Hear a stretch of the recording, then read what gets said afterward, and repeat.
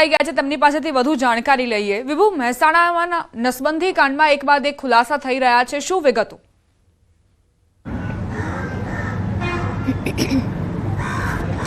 દીપા, જ્યારે અપરિણીત પુરુષ યુવાન હતો કે જેમની નસબંધી કરી દેવામાં આવી અને ત્યારબાદ જે મામલો બહાર આવ્યો છે, હવે આરોગ્ય વિભાગ પણ તપાસ કરી રહ્યું છે।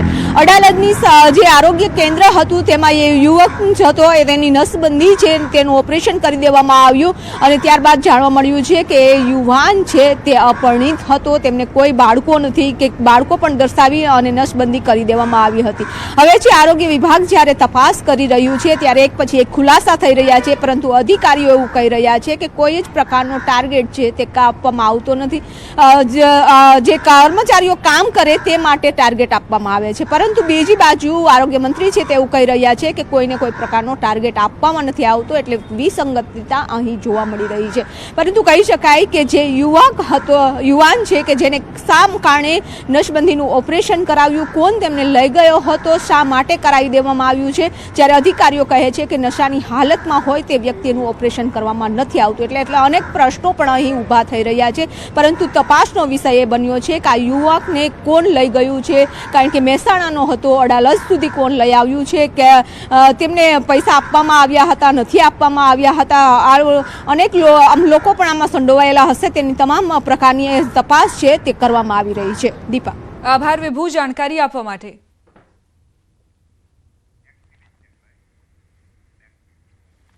સમાચારોમાં આગળ વધીએ। અમદાવાદના નરોડા વિસ્તારમાં પરિણીતના આપઘાત કેસમાં પોલીસે આત્મહત્યા માટે દુષ્પ્રેરણાનો ગુનો દાખલ કર્યો, સાથે જ પતિ, સસરા અને સાસુની ધરપકડ કરી છે। નરોડામાં પરિણીતાએ આપઘાત કર્યો હતો। માતા અને પુત્રએ સાથે જીવન ટૂંકાવ્યું। પહેલા પોતાના 7 વર્ષના બાળકને ત્રીજા માળેથી ફ્લેટમાંથી નીચે ફેંકી દીધો। બાળકને ફેંક્યા બાદ માતાએ પણ મોતની છલાંગ લગાવી। મૃતક મહિલાના ભાઈએ આક્ષેપ કર્યો છે કે પાછલા 5 વર્ષથી તેની બહેનને સાસરિયા પક્ષવાળા માનસિક ત્રાસ આપતા હતા। ઉપરાંત મૃતક બાળકને બોલવામાં તકલીફ હોવાના કારણે સાસરિયા પક્ષને વાંધો હતો, જેથી મહિલાએ કંટાળી આપઘાત કર્યો। પોલીસે સાસરિયા પક્ષ સામે આત્મહત્યા માટે દુષ્પ્રેરણાની ફરિયાદ નોંધી વધુ કાર્યવાહી હાથ ધરી છે। નરોડાના હંસપુરાની સારથી રેસિડેન્સીનો આ બનાવ હોવાનું સામે આવ્યું। મરણ જનાર છે તેમના પતિ હિંમતનગર હેડક્વાર્ટરમાં પોલીસ તરીકે ફરજ બજાવે છે અને હાલમાં તમામ આક્ષેપો અને રજૂઆતો જે પરિવારજનો દ્વારા તથા આસપાસના વ્યક્તિ દ્વારા પણ કરવામાં આવશે તે મુજબ પોલીસ તમામ બનાવ સંદર્ભે કાયદેસરની કાર્યવાહી કરશે। સંવાદદાતા ઋત્વિજ જોડાઈ ગયા છે વધુ જાણકારી સાથે। ઋત્વિજ, કયા કારણોસર પરિણીતાએ જીવન ટૂંકાવ્યું પોતાના પુત્ર સાથે? દીપા, ગઈકાલનો આ બનાવ હતો। વહેલી સવારે લગભગ 7:30 વાગ્યાની આસપાસ જે માતા છે તેને 7 વર્ષના પુત્ર સાથે ત્રીજા માળેથી જંપલાવીને આત્મહત્યા કરી હતી। જોકે જયારે સમગ્ર ઘટનાની જાણ પોલીસને કરવામાં આવી હતી ત્યારે પોલીસ કાફલો ઘટના સ્થળ પર પહોંચ્યો હતો અને તપાસ શરૂ કરી હતી। જે મહિલા છે તે મહિલાના પરિવારજનો દ્વારા આક્ષેપ કરવામાં આવ્યો હતો કે તેના પતિ અને સાસરિયા દ્વારા તેને અવારનવાર ત્રાસ આપવામાં આવતો હતો, તેની સાથે મારઝૂડ પણ કરવામાં આવતી હતી અને તેને કારણે આ મહિલાએ છે આ પગલું ભર્યું હોઈ શકે છે।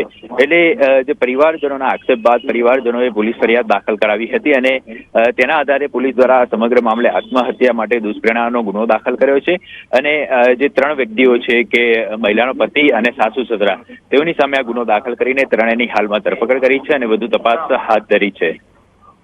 આભાર ઋત્વિજ જાણકારી આપવા માટે। વડોદરા મનપાની ડોર ટુ ડોર કચરો લેતી કચરા ગાડીએ એક બાળકને કચડી નાખ્યો। છાણીમાં આવેલી અભયનગર સોસાયટીમાં ગઈકાલે સવારે ઘટના બની હતી। 4 વર્ષનો દેવાંશ ગોલાનિયા સોસાયટીમાં રમતો હતો, તે દરમિયાન તેને કચરાની ગાડીના ચાલકે કચડી નાખ્યો। કચરાની ગાડી ચાલકે રિવર્સ લેતા સમયે દેવાંશને અડફેટે લીધો। દેવાંશને કમર અને બંને ઘૂંટણના ભાગે ગંભીર ઈજા પહોંચી હતી। દેવાંશને સારવાર માટે ખાનગી હોસ્પિટલમાં લઈ જવાયો, જ્યાં તેનું મોત નીપજ્યું। પોલીસે પાલિકા પાસેથી તે વિસ્તારમાં ફરતા કચરાની ગાડીની યાદી મંગાવી છે। સંવાદદાતા હાર્દિક દીક્ષિત જોડાઈ ગયા છે વધુ જાણકારી સાથે। હાર્દિક, ચાલકની બેદરકારીના કારણે એક બાળકનું મોત થયું છે, શું જાણકારી? બિલકુલ, જો વડોદરા શહેરની વાત કરીએ તો ડોર ટુ ડોર કચરાની ગાડી જે છે તે શરૂઆતથી જ વિવાદનું કેન્દ્ર રહી છે। આ જ રીતે કોઈકને કોઈકને તે અડફેટમાં લેતા રહે છે અને બેફામ રીતે વાહનો હંકારતા હોય છે। ત્યારે ગઈકાલની વાત કરીએ તો ગઈકાલે છાણી વિસ્તારમાં અભયનગર સોસાયટીમાં એક માસૂમ બાળક કે જેની ઉંમર માત્ર ને માત્ર 4 વર્ષ હતી, તેને પોતાનો જીવ જે છે તે ગુમાવ્યો છે। બાળક પાછળ ઊભું હતું અને જે કચરા ગાડીનો ડ્રાઈવર છે તેને ગાડી રિવર્સમાં લીધી. બાળક શરૂઆતમાં ઇજાગ્રસ્ત થયું હોવાની માહિતી મળતા ત્યાં ડ્રાઈવર છે તે હોસ્પિટલ તેને લઈ ગયો હતો, પરંતુ જે ફરજ પરના તબીબ છે તેમને આ બાળકને મૃત જાહેર કરતા જે ડ્રાઈવર છે તે ઘટના સ્થળ પરથી ફરાર થઈ ગયો હતો. ત્યારે જે ડ્રાઈવર છે તેની પણ શોધખોળ જે છે તે હાથ ધરવામાં આવી રહી છે.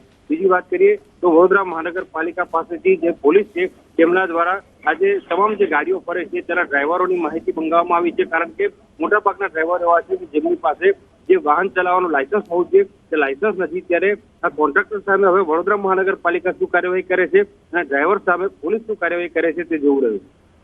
આભાર હાર્દિક જાણકારી માટે.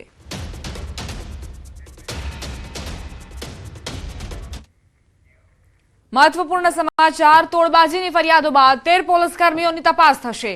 13 પોલીસ કર્મીઓની મિલકતના તપાસના આદેશ અપાયા. અગાઉ અમદાવાદ જિલ્લા બહાર બદલી કરવામાં આવી હતી.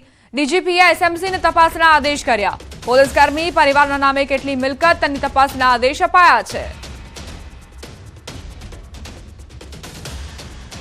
13 કોન્સ્ટેબલ અને હેડ કોન્સ્ટેબલ સામે તોડબાજીની ફરિયાદો મળી, જે બાદ પોલીસ કર્મીઓ સામે તપાસનો રેલો આવ્યો છે. ડીજીપીએ એસએમસીને તપાસના આદેશ કર્યા છે.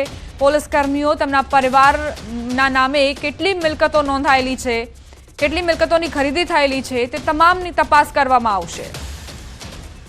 આ સાથે જ જે પોલીસ કર્મીઓ તોડબાજી કરતા જોવા મળે છે તેમાં પણ ફફડાટ જોવા મળી રહ્યો છે. ઘણા નાગરિકો પરેશાન થઈ રહ્યા છે. સ્થળ પર જ મેમો ફટકારવાના સ્થાને અન્ય રીતે પણ હેરાન પરેશાન કરવામાં આવતા હોય છે અને તેને લઈને જ હવે એક્શનમાં ડીજીપી. સંવાદદાતા નવીન જોડાઈ ગયા છે વધુ જાણકારી સાથે. નવીન, તોડબાજીની ફરિયાદો બાદ હવે ડીજીપી તપાસના આદેશ આપ્યા છે, શું જાણકારી?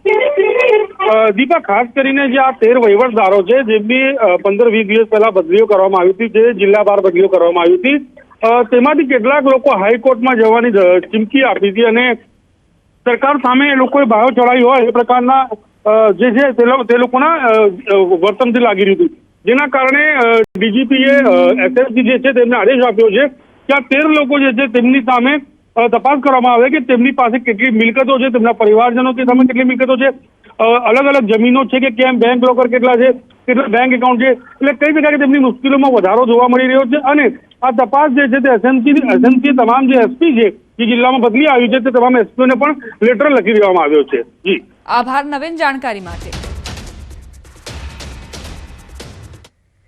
મહેસાણાના ઊંઝા એપીએમસીની ચૂંટણીનો મામલો ભાજપ જિલ્લા પ્રમુખ પાસે પહોંચ્યો. ચૂંટણીમાં પ્રમુખ પદ માટે ભાજપના જ બે જૂથ વચ્ચે જંગ. જિલ્લા ભાજપ પ્રમુખ ગિરીશ રાજગોર ચૂંટણી બિનહરીફ કરાવવા પ્રયાસ કરી રહ્યા છે. ભાજપના જ બે જૂથમાં પ્રમુખ પદ વહેંચી વિવાદ ટાળવાનો પ્રયાસ કરાઈ રહ્યો છે. પૂર્વ ચેરમેન દિનેશ પટેલ અને ધારાસભ્ય કે પટેલ સાથે કમલમમાં ચર્ચા થઈ હોવાની સૂત્રો પાસેથી માહિતી સામે આવી. સાથે જ બંધ બારણે ચર્ચા બાદ અઢી વર્ષની ટર્મ વહેંચાય તેવી માહિતી સૂત્રો દ્વારા મળી રહી છે. ભાજપના બંને ગ્રુપને અઢી વર્ષની સત્તા મળી શકે છે. દિનેશ પટેલ અને કે પટેલના જૂથને અઢી વર્ષ ચેરમેન પદ આપવામાં આવી શકે છે. બંનેને સાચવવા અને આંતરિક વિવાદ ટાળવા જિલ્લા પ્રમુખ પ્રયાસ કરી રહ્યા છે.